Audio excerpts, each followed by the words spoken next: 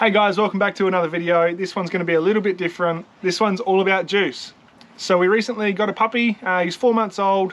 He's a Cavoodle cross Toy Poodle, and we're going to tell you about our lives living with him in a caravan. So this video is going to be a lot different to what we usually do. We're going to tell you about our experiences, what we have learned, and what we've been implementing the last few months in the caravan with Juice. As you probably just saw, Juice was chewing on a banister brush.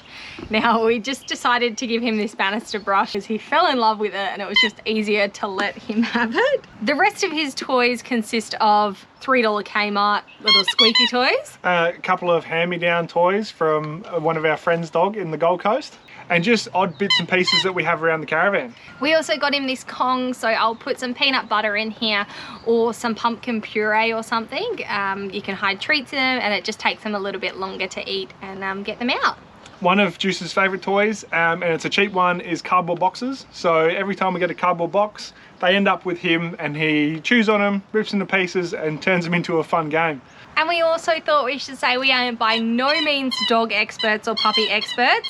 Yeah, we've done heaps of research before we got Juice, and a couple of the things that we did learn was, one thing that everyone said was crate training. So we spent a lot of time. It's been a bit of a challenge, but it has been definitely worthwhile.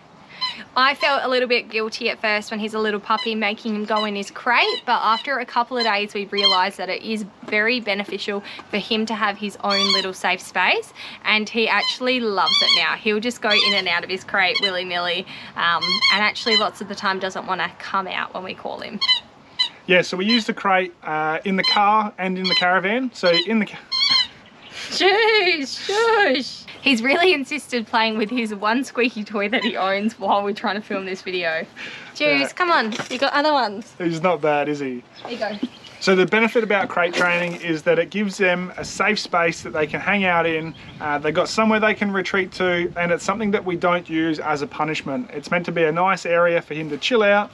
So when we are sitting around in the afternoon, we'll put the crate out and he'll actually find himself in there just chilling out, having a snooze.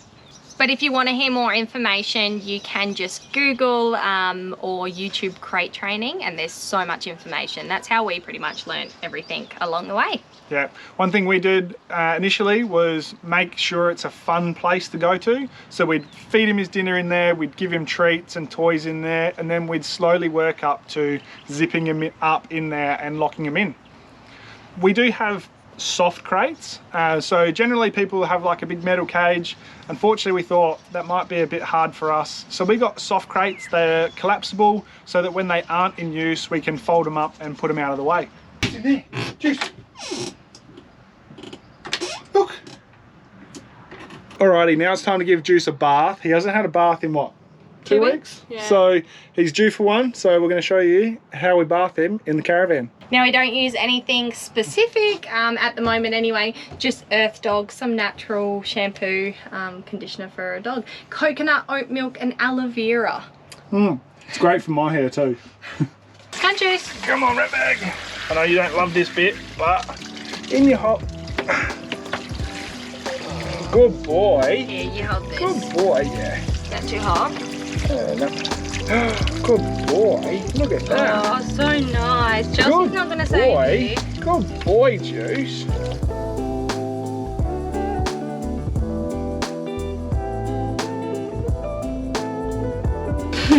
Yeah. Why do you want to stand up today? Good boy, yeah. You look so funny. One sec. Let's just drip dry you out a bit. Bring out your paws. They are chock-a-block full of water. You're like a sponge. Ready? And in your hop. Oh yeah, that's better. So it's not very elegant or elaborate. It's just a quick shower in the ensuite, and yeah, does the job really well. Woo!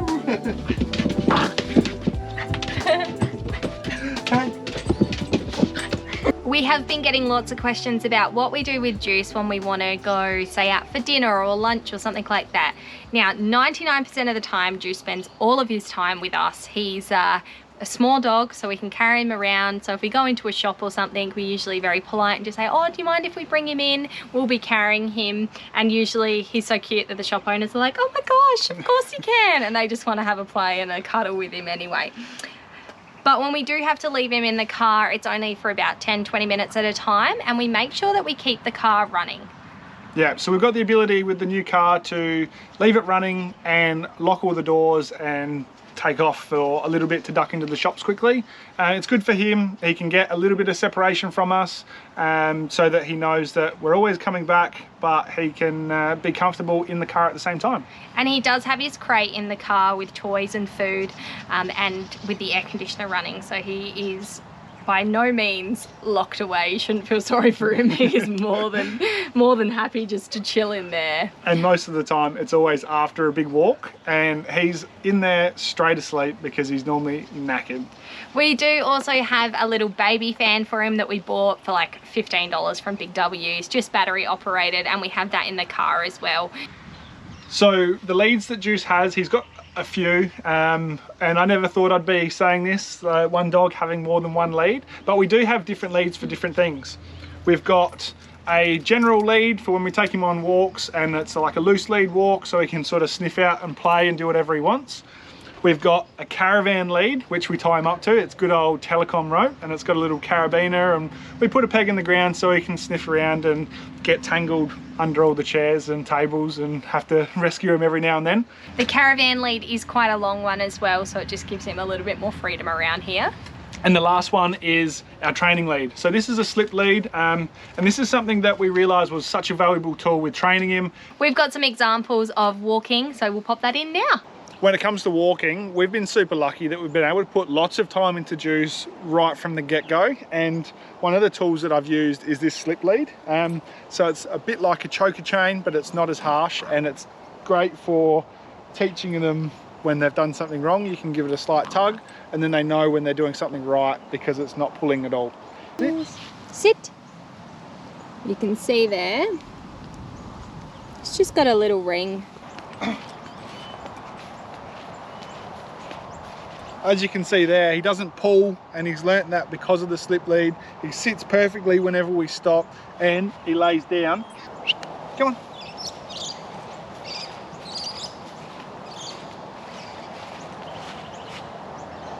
Lay down. Good boy. Now I've done like, I don't know, probably hours of just watching YouTube videos on like good ways to help teach and get them to listen and get them to engage with you. So I'll put a few of them in the description below of the ones that I've found really helpful, and so you can get some good tips and tricks on how to train your dog. And just so you know, we are by no means experts on this. We've had to learn a lot of stuff, and we've done lots of things wrong, but we've also done lots of things really well. And he's actually learning so well. For a dog that we've only had for what, 7 weeks now, he's actually really good. At the moment, we always have a pocket full of treats. Chelsea's done so much research on what we should feed Juice and all the good bits and the bad bits. We use these meaty toppers. We break them up into 3 pieces, and they are perfect. You can just break them up, feed him little bits, and then keep cruising along. We've been introducing a whistle so that he knows to recall with just a whistle. It's still a work in progress, but he's getting pretty good at it. He's getting much better. Lay down. Good boy. But it is also good fun training your dog. We've got plenty of time because we're with him 24/7. We take him for a walk every day, and these are sort of things that are in our routine of what we do every day. He's moving tired. So we might be able to film some stuff tomorrow when he's being a bit better behaved, but this afternoon he's a little bit worked up, he's a little bit tired, so he's not the best training partner at the moment. And I thought I might tell you why we think he's a bit worked up this afternoon is because the people that we're house sitting for have a beautiful cat named Betty, and Juice went up to Betty and got a bit of a hiss, didn't even swipe at him or anything. Anyway, he weed himself and ran away crying, and now he's been an absolute sook. Yeah, he's a bit worked up over it, didn't know how to react, and it's good. He's learning that he can't go up to everybody and do what he wants. He's got to be gentle and nice. Lay down. Oh, good boy. Good boy. You're so good. So something really cool about Petbarn is you can actually go and pick up a little puppy starter bag. So we got this one today for Juice. Now you get some worming drips and things to go on their back. I don't think we're going to use these because he's already on something else, but you get them. You also get some wet food, so you get I think 3 of these. And then you also get some dental chews, a puppy guide, and it's also got some discounts and vouchers and things for Petbarn in there as well. And then you get a 1 kilogram bag of food for your puppy. So if you pop into Petbarn, you can actually get all of this for free, which we thought was pretty cool. While we're also on the topic, I'll just show you what we use for fleas, ticks, worms. It's pretty much an all-in-one apparently. So we've been using this Next Guard. So what we do is we just set a reminder on our phone calendars for the same day every month and give Juice one of these chewable tablets. So we were recommended this by a couple of vets, also like Petbarn, Pet Stock, everywhere sells it. And it's meant to be like the bee's knees up here for ticks. To reward Juice when we were doing our training, we actually started off with his normal food, and this is a combination of kibble and air-dried meat, and it turned out he loved the air-dried meat. So we're able to actually get our hands on a bag of meaty toppers, they're called, and these are really helpful because you can break them up into, you like these, don't you? So you can break these up into smaller pieces, and it makes sure that you can give him lots of rewards, but you're not fattening him up at the same time. So when we go for a walk, we might have like 2 or 3 of these little meaty toppers each, and we break them up into tiny little pieces just for him to taste. So then they just go a bit further and he's not getting tubby. Here, you've been good. You can have one now. So we did get Juice a Kmart chair, and we actually come across this the other day. We were just looking around Kmart. We found one that was low to the ground, so it's perfect for him to be able to chill out on, and it's his own chair so he can feel like he's part of the gang when we're having our coffee in the morning. So we're going to talk toilet training. So Juice was really good. He was toilet trained in about a week and a half of having him. Now, toilet training Juice was an actual breeze. It was so easy. So we started off with a 12-pack of puppy pads. I think we only used 3 of them in the caravan. He hasn't had an accident in maybe a month inside. Yeah, he's been really good, and because we're with him 24/7, we've been able to pick up on his little cues. He'll sniff around before and after meal times. We'll generally take him out, and he's been really good. The only times that he has had an accident was actually because we didn't pick up on his cues. He was crying or having a little bark, and we thought it was playful, but it was actually, no, I need to go to the toilet. So we've just implemented a couple of words. So we say wee-wees or go for wheeze. Please don't do that right now. So when he's on the lead outside, he knows it's not playtime. We're going out for a purpose just to do that, and then we're back in the van, especially of a night and early mornings. Another good thing about the crate training, and that's probably helped with our toilet training too, is that puppies don't like going to the bathroom where they're sleeping. So because he's in his crate, he knows that's his bed, and then he knows when he gets let out, that's when he can go to the toilet. So we've been super lucky with Juice. Since about a week after having him, he's actually slept all through the night. So he generally sleeps from about 10 till 6 o'clock in the morning, and we're pretty sure it's thanks to the crate. So Cavoodles and Poodles are known to get separation anxiety. Well, that's what we've read anyway. And we've really tried hard to make sure that he doesn't adapt that trait. Yeah, so we're trying to leave him in the caravan for up to an hour at a time, just so that he makes sure that he's not reliant on us all the time. And one thing that's helped us be able to leave him for short periods of time is actually getting an indoor security camera. We've got ourselves a Eufy camera. It's wireless, so it connects to our caravan Wi-Fi, and we plug it in so that we can check. It's also got sound detection and motion detection so that we can see if he escapes out of his crate or if he's whining too loudly, and we can make sure we head back. Now, this is not sponsored. Some of our family members actually have used Eufy before. You can just buy it from Bunnings, and it just seemed like the best option on the market. And it's a great thing because even though we are in a caravan, if we were at home, we would be leaving him for upwards of 8 hours a day while we're working. So to be able to leave him in the caravan for 1 to 2 hours is probably something that we should be working on. when we brought Juice home for the first time, he was quite sooky, obviously missing his mum, and we found that we didn't have any like teddy bears or anything for him to cuddle in his crate overnight. So he found a love for my $5 Big W slippers. He still loves them, and he actually puts his head on them overnight like a pillow. And then also we've got some other cheap slippers that I've just let him have. He loves them so much, and we just chuck them in his crate. Don't you? You love your slipper? I was just about to say how smart Juice is, but now he's chasing his tail.